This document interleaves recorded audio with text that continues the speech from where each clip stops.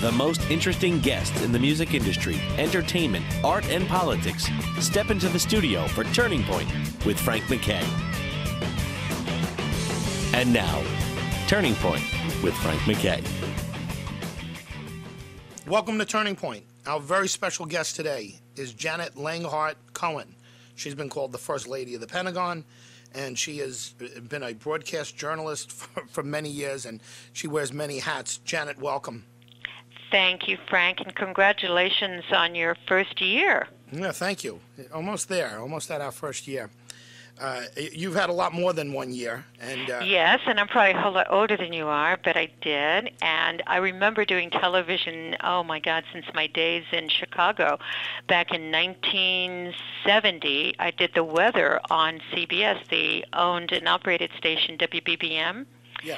And then when I moved to New York, after having lived in Boston and done television there, I substituted for Sally Jesse Raphael. Do you remember her? Sure, of course. She asked me to substitute for her when she went on vacation, and I discovered something, or rediscovered something, called radio.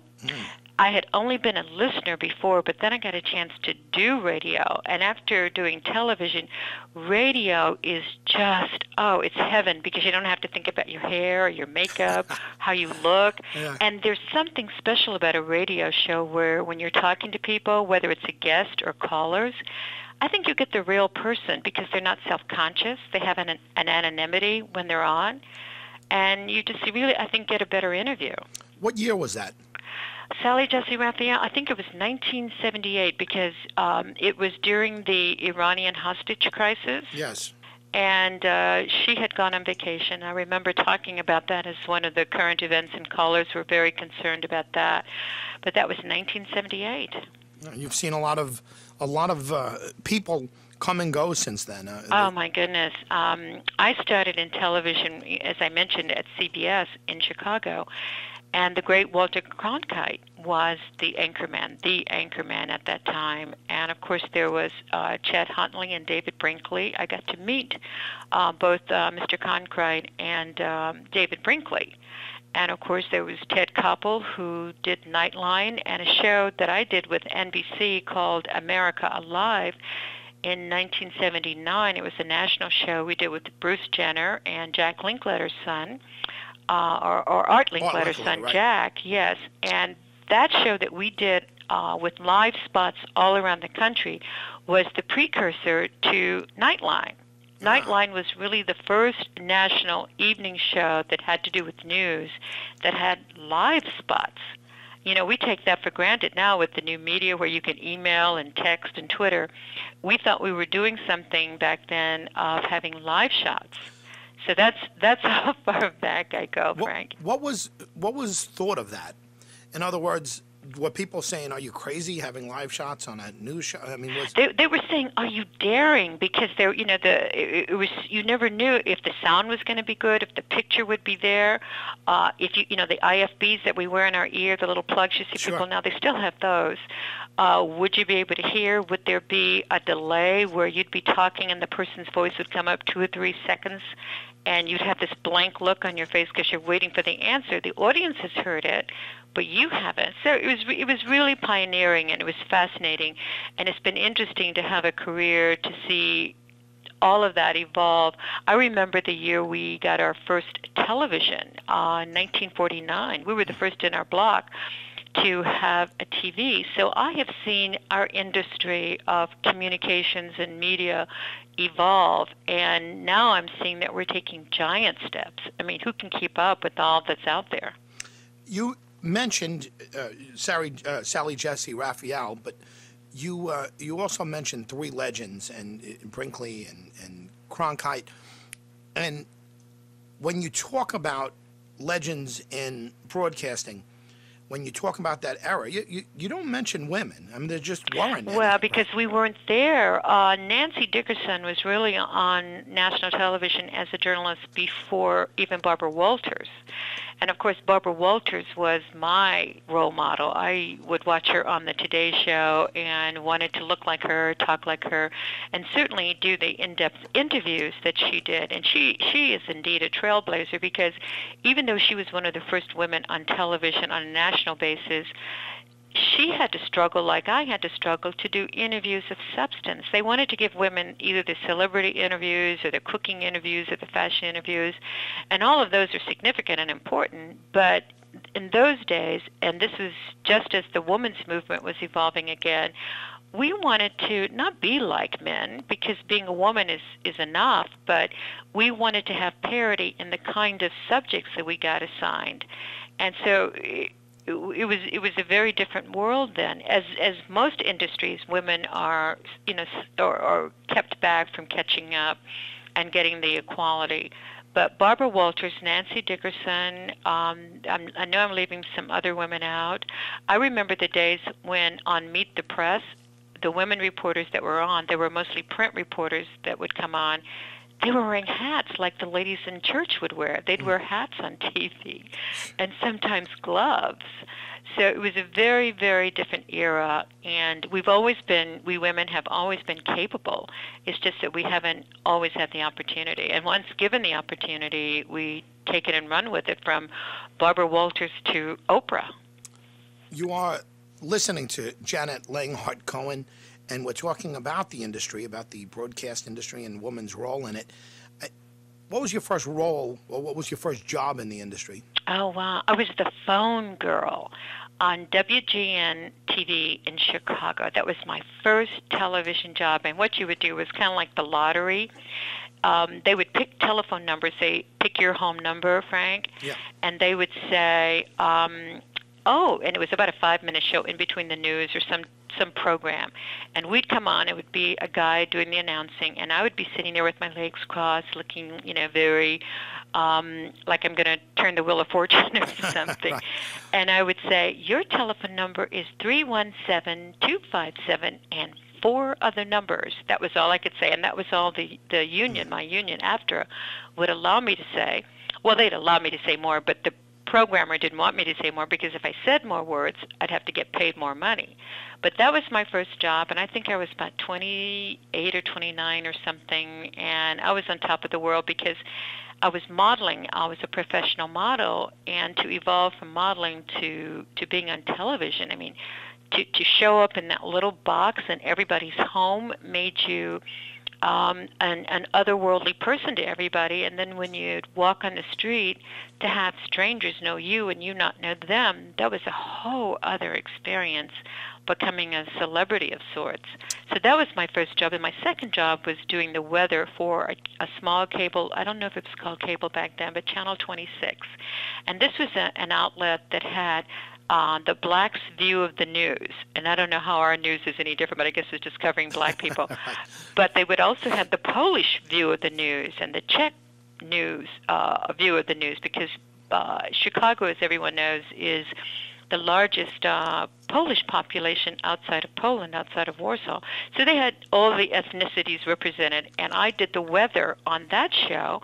And because it was the blacks' view of the news, and on that outlet, we didn't get many viewers. So one night on the 4th of July, I was doing the weather, and this is in Chicago. Even in Chicago in July, it's hot.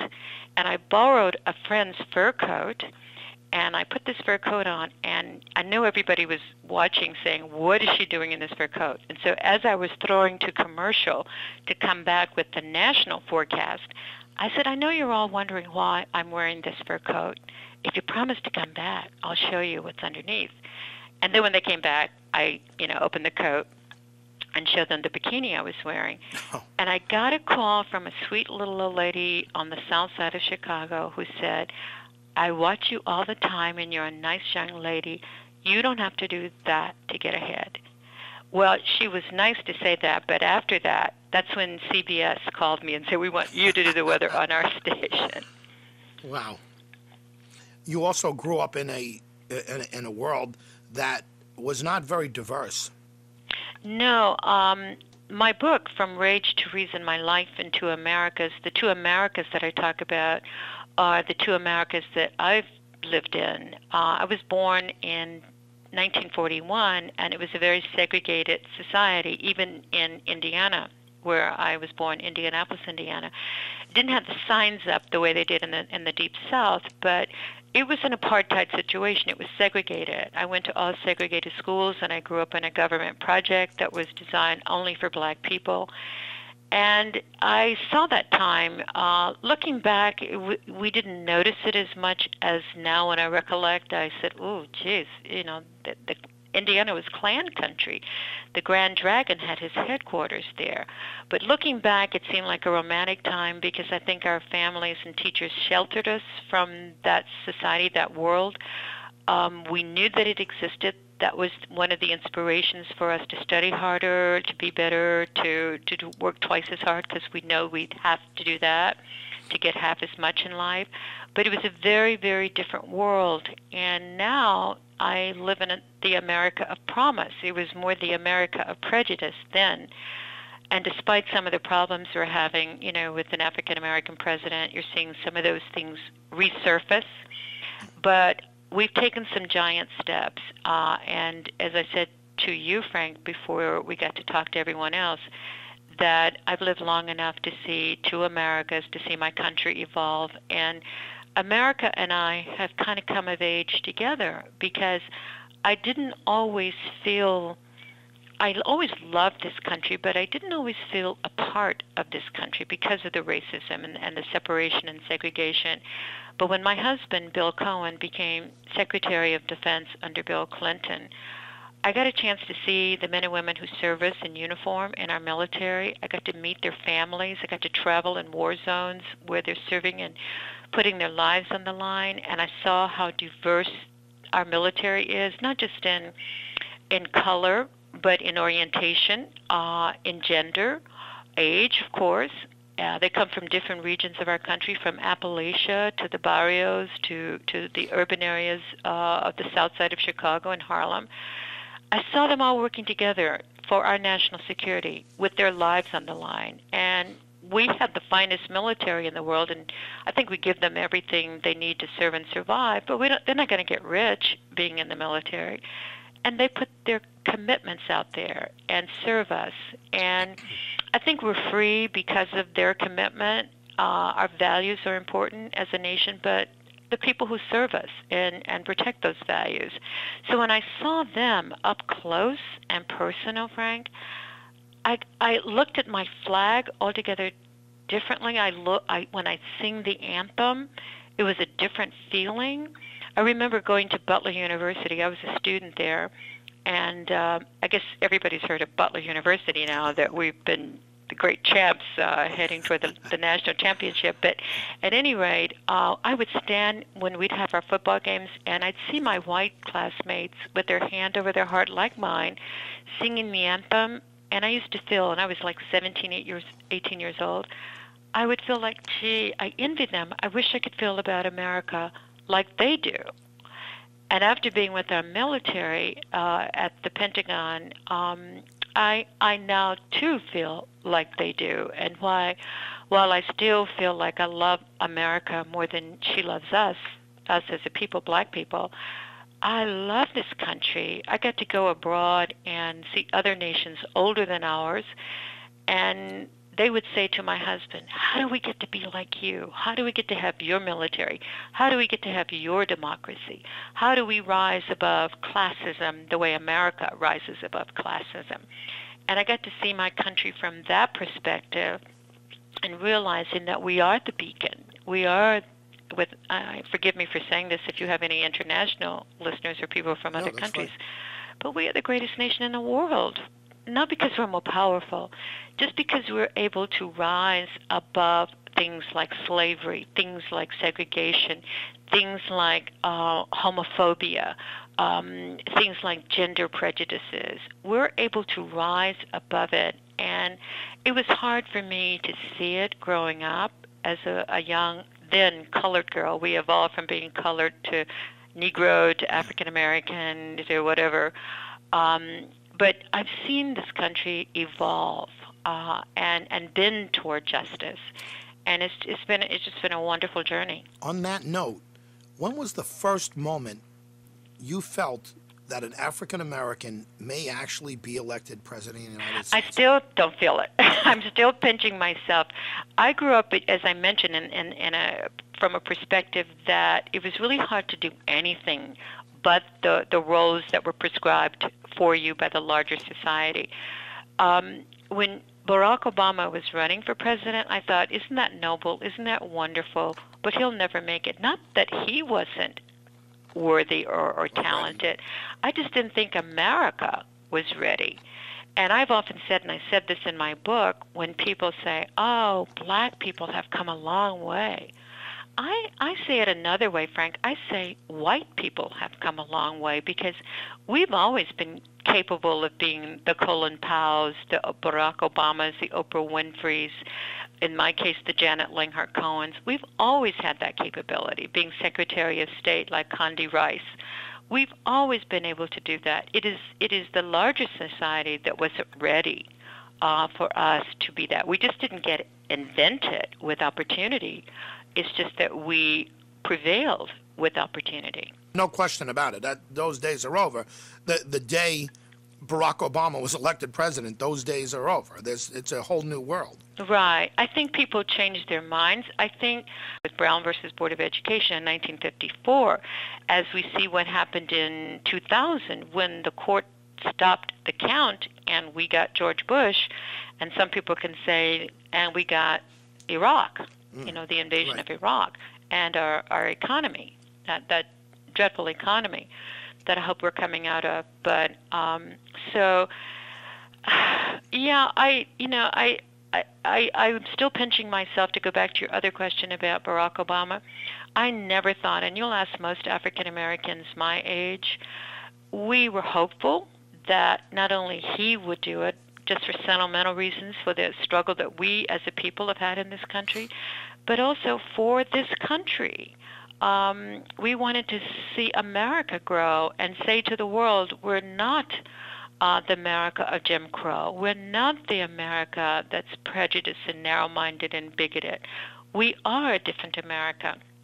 And I think with President Obama's election, that said that. Now, we don't know what the next several elections may say, but it shows that we're taking some giant steps in this country. When I was growing up, Frank, I had to be a good girl for me. I had to be a good girl not to disgrace my family. And then I had the burden that a lot of white people don't have, and that is not disgracing my race, because when one of us did something bad, all of us were either brushed with it or punished for it. So, that's a triple threat that you have as a black person. And Oprah has just, I think what it is, and I want to give the larger society some credit, they have been sheltered. Unless you live in the South where you haven't had either black people in your home or, in some cases, like my case, in your family, you fear or you feel distant from something that's unfamiliar, that's different. And of course, given our history in this country, we're culturally conditioned to think negatively of people of color.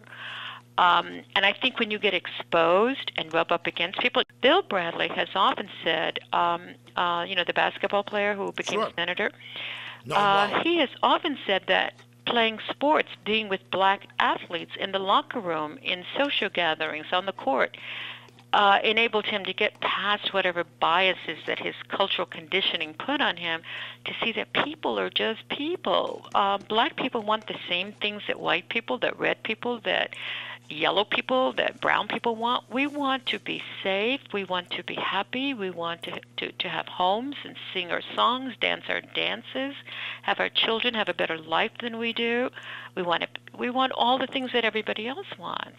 And that's why we want all the rights that everybody else has. The political correctness that people point to, it's a good thing, and I think it's a good thing because it made people stop and think about the feelings of others, and Well, I interviewed Reggie when I was in Chicago and in New York, and we called him Mr. October, and he was an extraordinary ball player. And when I talked to him, he's very, very bright and insightful about issues, not just around sports and baseball, but about life and politics and culture. and just an extraordinary man. But when you say you grew up in a diverse environment, you were blessed to have been, again, culturally conditioned to understand that there were other people in the world other than your group. And as far as your kids or not allowing the N-word or other words to be spoken in your home, that is a sign of the growth and evolution of this country. I have some friends that were so homophobic. I mean, they were just so anti-gay and would say horrible things about gay people. And then as time went on, they would discover that one of their children was gay. Right. And how do they reconcile those biases and those hateful feelings toward people for something that is either something they can't help or that they choose? And they change because again, that word exposure, when you get somebody close up to you and you see that people don't bite because they're different, they're just different. And I think that we're all, with the new media, we're seeing each other on TV and exposures, and with the desegregation from my era, they're getting a chance to see that we all breathe the same oxygen. And when you step out in the sun and I step out in the sun, it shines on both of us. It doesn't just move to you or to me. It's equal. It's fair. Do you know, my wife and I have a rule in the house. We don't use the word hate. Like, if you don't like your potatoes, or you don't like, it's not, I hate this show, I hate this. To us, it's just, you know, and maybe it's a little extreme, but it's so easy to say, I hate this, or I hate that. And we say, you know what hate is? Hate is when you burn a cross on somebody's wall. Hate is when you wear a sheet. You know, that's hate. That's hate. You don't hate anybody. I mean, I don't hate my worst enemy.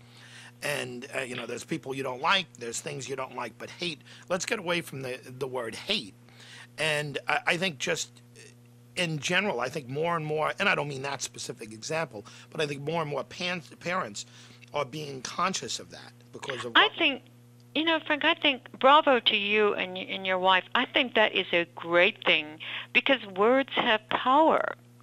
That is our First Amendment, to protect our freedom of speech, but we have to be responsible with the words we use with that freedom. And that's a very simple thing, is giving your child the definition and how far you can go with that word, and give them an alternative to what else they can say, because they really don't hate. If you know what hate is, they really don't hate their mashed potatoes. The Nazis hated, the KKK. Oh, hated. did they? Right. And the Klan. Right, and the Klan hated. And the skinheads. They are the haters, but the children at the dinner table. But I think that's good for you to involve them in the language, because it all begins with the word, and then the next thing is the action. So I think it's wise to do that. I'm going to tell, when I do my public speaking to young people, and I do a lot of that with my play, I'm going to suggest that, because my play is about what happens as a result of hate. And it's such a big situation. Getting back to entertainment, also there are young people. Myself and my wife. I mean, I'm 45. Oh, you are a very young person. My wife's 44. We have five children, lovely children, and they grow up listening to music. And I think they're colorblind when it comes to their music and to their actors that they like and their athletes that they like. And I think they're into entertainment more. So, I think all of us are evolving on a whole host of issues. I had to evolve where men who were deciding whether or not women could do interviews, like Barbara Walters. Men thought that with the ruling class in broadcasting thought, can a woman really do a political interview? Can a woman really interview Arafat or Moshe Dayan or Nasser? Could a woman do that? Castro? And once given a chance, we all evolve. But this has been a very, very, very interesting conversation. We should have part 2 and part 3 to this. Janet Langhart Cohen, you've had an amazing career, and it's still going strong.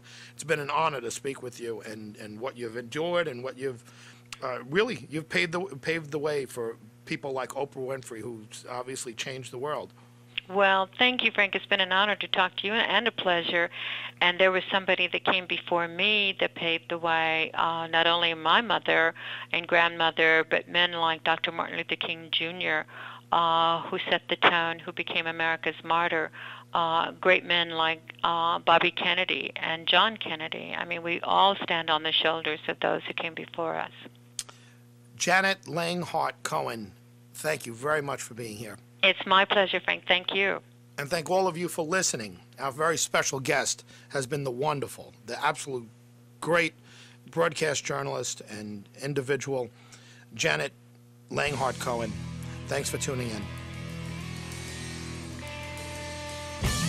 Turning Point with Frank MacKay is brought to you by Herman Katz Jenny and Klein, Duffy & Duffy, and Gold Coast Bank.